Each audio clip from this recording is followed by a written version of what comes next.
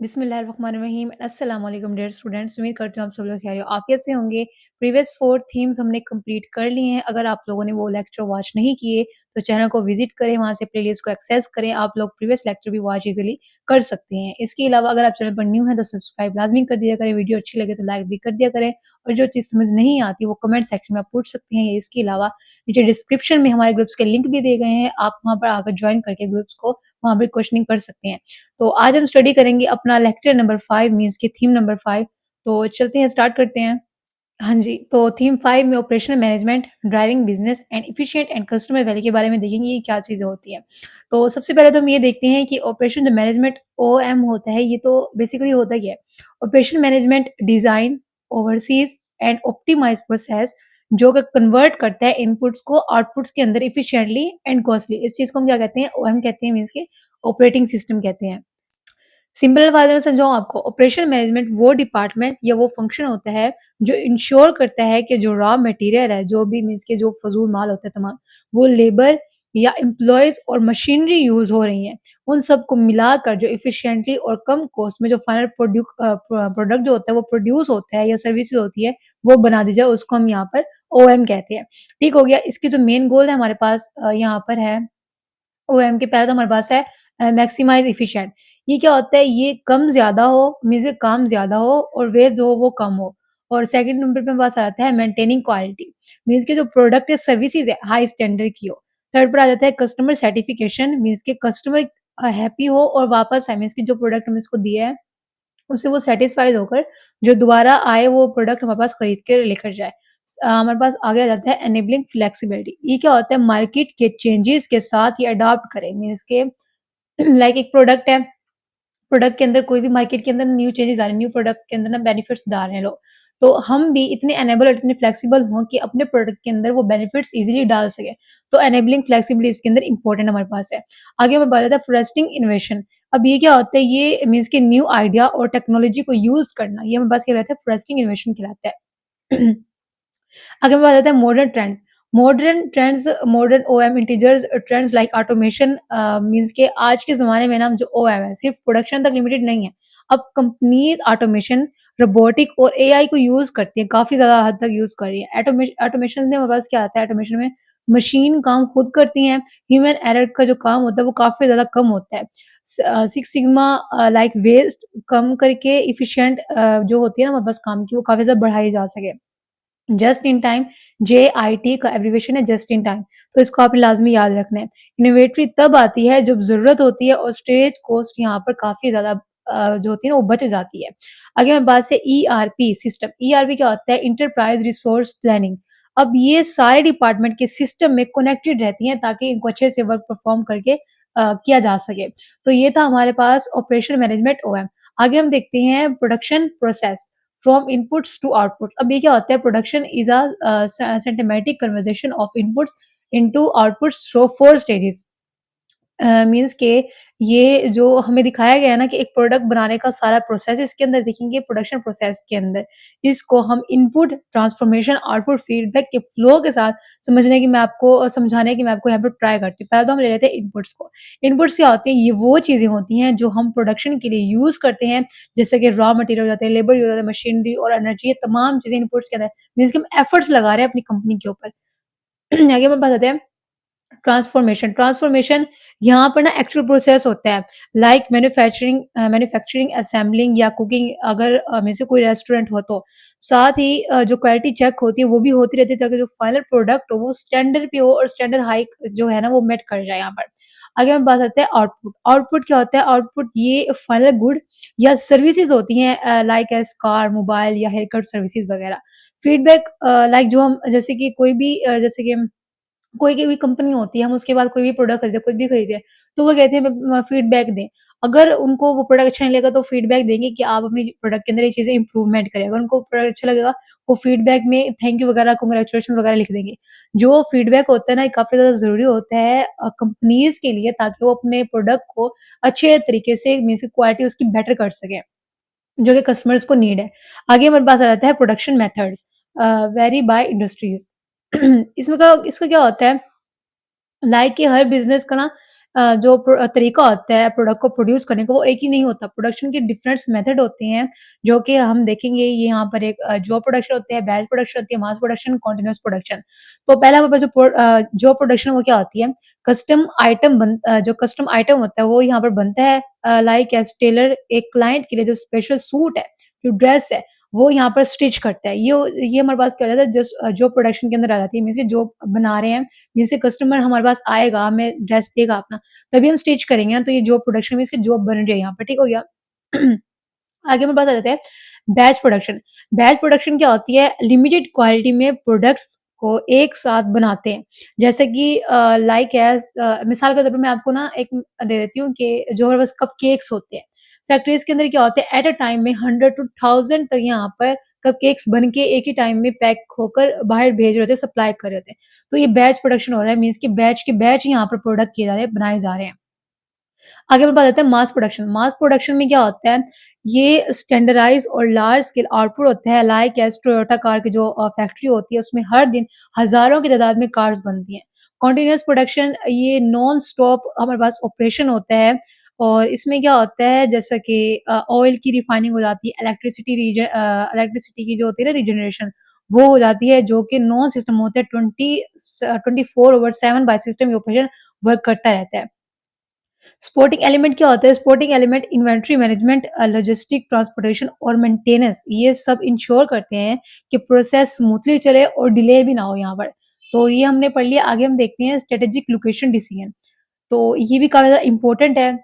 तो इसमें क्या है हमारे पास the choice of production location impact cost जो प्रोडक्शन की जो लोकेशन है वो इम्पैक्ट करती है उसके ऊपर चीज़ों की कॉस्ट के ऊपर लोकेशन मीन्स की जो होती है लॉजिस्टिक एंड मार्केट रीच की फैक्टर इंक्लूड जो हमारे पास लॉजिस्टिक लोकेशन डिसीजन के जो हमारे पास होते हैं काफ़ी ज़्यादा इंपॉर्टेंट होती है लाइक कि आपके पास एक प्रोडक्ट है आप एक जगह बना रहे हो उसकी कॉस्ट आपको उसके हिसाब से पड़ रही है जितनी है ठीक है सही पड़ रही है अब आपने वो प्रोडक्ट सप्लाई करने आ गए आप दूसरी कंट्री में कर रहे हो, दूसरे एरिया में कर रहे हो, दूसरी सिटी में कर रहे हो, तो आपको ना आने-जाने में सप्लाई करने में जो खर्चा आएगा ना आपको काफ़ी ज़्यादा लग रहा है।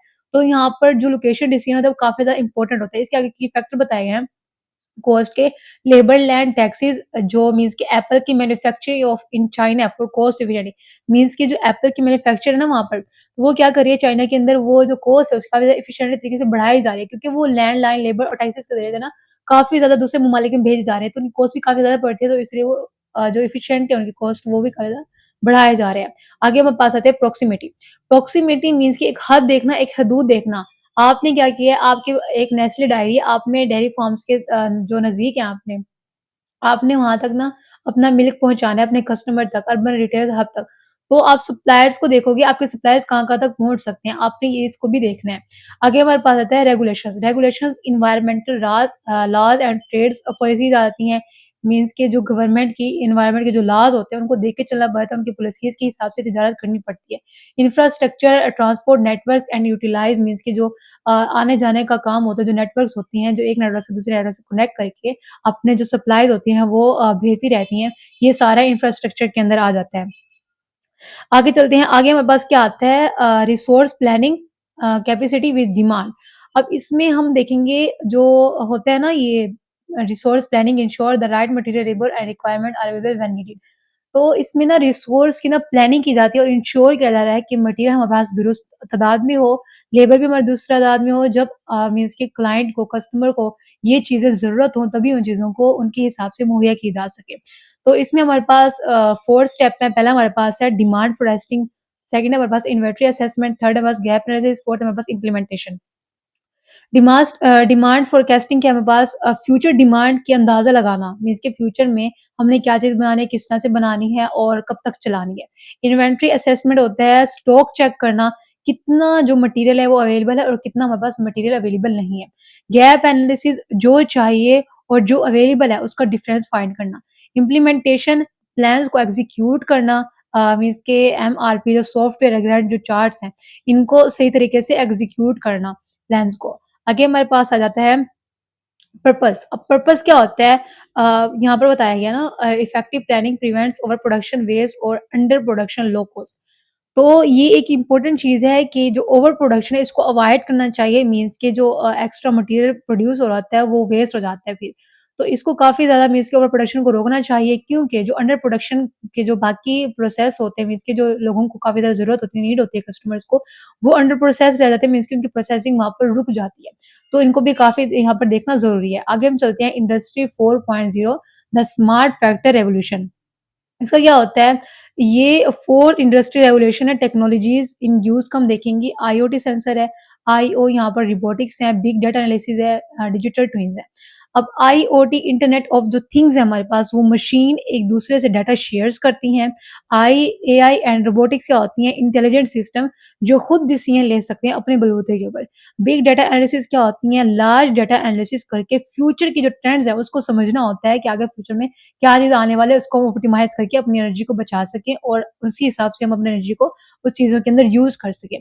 डिजिटल ट्विन्स क्या होती हैं? वर्चुअल कॉपी ऑफ मशीन्स होती हैं जहाँ टेस्टिंग की जाती है और जो प्रोडक्ट की इम्प्रूवमेंट होती है वो की जाती है। ठीक हो गया? आगे हमारे पास इसके बेनिफिट्स आ जाए, बेनिफिट्स में क्या होते हैं, हायर प्रोडक्टिविटी मीन्स कि ज़्यादा आउटपुट कम टाइम में होनी चाहिए।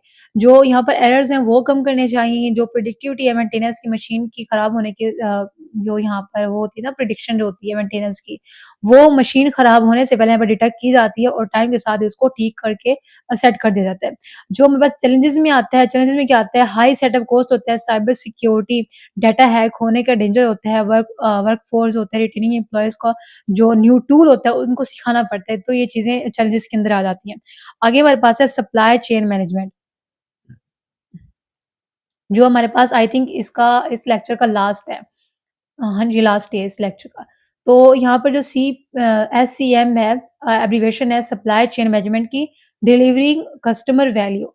तो इसके अंदर क्या होता है, इसके अंदर लाइक मतलब कि जो रॉ मटेरियल से लेकर ना फाइनल प्रोडक्ट तक हर स्टेप को एफिशिएंटली जो मैनेज करना है, उसको हम सप्लाई चेन मैनेजमेंट कहते हैं। SCM coordinates good information and finance flow from supplier, manufacturer, then distributor, then customer. Okay हो गया। आगे हम यहाँ पर इसका देख लेते हैं efficiently JIT inventory reduce storage cost.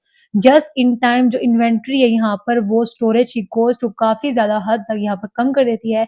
Speed यानी कि ऑटोमेटेड के जो वेयर हाउसेज़ होते हैं, अमेज़न के जो रोबोटिक्स होते हैं, काफ़ी ज़्यादा लोग मीन्स के ऑर्डर पे ऑर्डर कर रहे होते हैं। तो अमेज़न क्या करता है अपने वेयर हाउसेज़ में ना पहले से वो जो अमेज़न के प्रोडक्ट्स रोबोटिक्स होते हैं वो पहले से वहाँ पे रख देता है ताकि जब लोग ऑर्डर करें तो उनकी फुलफिलमेंट के हिसाब से उनको 1 डे में डिलीवरी हो सके। आगे हम बात करते हैं customer certification, accurate tracking and fast delivery. Means के कस्टमर के सर्टिफिकेशन के लिए उनको एक मीन्स के ट्रैकिंग कोड दिया जाता है कि वो देख सके उनकी डिलीवरी कितनी फास्ट हो रही है और कहाँ तक पहुँच रही है उनकी डिलीवरी। आगे हम चलते हैं, आगे हमारे पास आ जाता है Amazon AI predicts regional demand to preposition in inventory, enabling same day delivery. Like के जो यहाँ पर बताया गया ना अमेज़न अपने वेयर हाउस में रीजनल डिमांड प्रेडिक्ट करके प्रोडक्ट्स होते हैं ना वहाँ पर पहले से स्टोर कर देता है। इसीलिए वो सेम डे के ना अंदर ही डिलीवरी अपनी पॉसिबल करार दे देते हैं। आगे हमारे पास है conclusion the strategic role of ओएम।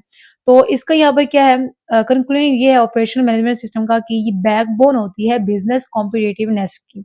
अगर एक कंपनी अपने प्रोडक्शन, टेक्नोलॉजी और सप्लाई चेन को एफिशिएंटली मैनेज करे, तो उसका जो प्रोडक्ट होगा वो बेटर तरीके से रैंक करेगा, कॉस्ट कम होगी और जो कस्टमर होगा वो ज़्यादा हैप्पी होगा और उसका प्रोडक्ट बार-बार खरीदने की ट्राई करता रहेगा। तो फ्यूचर फोकस के अंदर क्या आ जाता है ओएमपी का, ये हमारे पास होता है सस्टेनेबिलिटी मीन्स के सर्कुलर जो इकोनॉमिक है रिफ्यूज रिसाइकल रिड्यूस करना, रिलाइसेंस करना मीन्स के जब अगर सप्लाई चेन टूट जाए मीन्स की सप्लाई जो चेन बनी है वो टूट जाए ड्यूरिंग कोविड की जैसे कि जो सप्लाई चेन थी एक दूसरे से एक जगह से दूसरी जगह वहाँ पर चीज़ों को प्रोवाइड करना वो मुश्किल था। मीन्स के वो इलाकों ने लॉकडाउन किया हुआ था। तो इस हिसाब से अगर वो टूट जाए मीन्स की सप्लाई चेन है उनकी तो उनको रिलाइसेंस करना उनको दोबारा से बहाल कर देना। आगे हमारे पास है की टेक अवे, ये पूरा हमारे पास लेक्चर का ओवरव्यू है। पहला हमारे पास पॉइंट है OM balance cost, quality and flexibility across production process. जो हमारे पास ऑपरेशन मैनेजमेंट है ना बैलेंस करता है प्रोडक्ट की कॉस्ट को, क्वालिटी को, फ्लेक्सिबिलिटी को अक्रॉस प्रोडक्शन की प्रोसेस के दरमियान भी। लोकेशन एंड रिसोर्स प्लानिंग काफ़ी ज़्यादा इंपॉर्टेंट होती है स्ट्रेटेजिक डिसीजन के अंदर लॉन्ग टर्म इम्पैक्ट के लिए, लॉन्ग टर्म बिजनेस को चलाने के लिए। Industry 4.0 technologies are transforming traditional factories, जो हमारे पास 4.0 की जो फैक्ट्रीज है टेक्नोलॉजीज की, वो जो यहाँ पर है ट्रेडिशनल जो फैक्ट्रीज है वो ट्रांसफॉर्मिंग करने के लिए बहुत ज़्यादा काम अंदाज यहाँ पर अपना सरंजाम दे रही हैं। लास्ट पर हमारे पास आ जाता है CM, SCM. Supply chain management abbreviation इसका लाज़मी आ सकता है। इंटीग्रेट प्रोक्यूरमेंट, लॉजिस्ट and customer service for competitive advantages. तो इसके अंदर क्या बताया गया? इसके अंदर ये बताया गया है कि जो प्रोक्यूरमेंट से लेकर कस्टमर सर्विस तक सब कुछ इंटीग्रेट करता है फॉर कॉम्पिटिटिव एडवांटेजेस। तो ये था आज का हमारा लेक्चर। इन शॉर्ट मैं आपको बता देती हूँ। इन शॉर्ट क्या है यहाँ पर ऑपरेशन की जो मैनेजमेंट होता है ना, एक फाउंडेशन है जो बिज़नेस के अंदर ही हर प्रोसेस को कनेक्ट करता है फ्रॉम प्लानिंग टू डिलीवरी। अगर आप फ्यूचर के अंदर लाइक जो मैनेजमेंट होता है, अगर आप वो बनना चाहते हो, बनना चाहते हो, ज़रूरी है बनना, क्योंकि वो समझना ज़रूरी है ओएम को, क्योंकि ये वो सिस्टम होता है जो डिसाइड करता है कि कंपनी एफिशिएंट तरीके से काम करे और जो वेस्टफुल है उसको उसको देखा जा सके। तो यहाँ पर मेजरमेंट करनी होती है।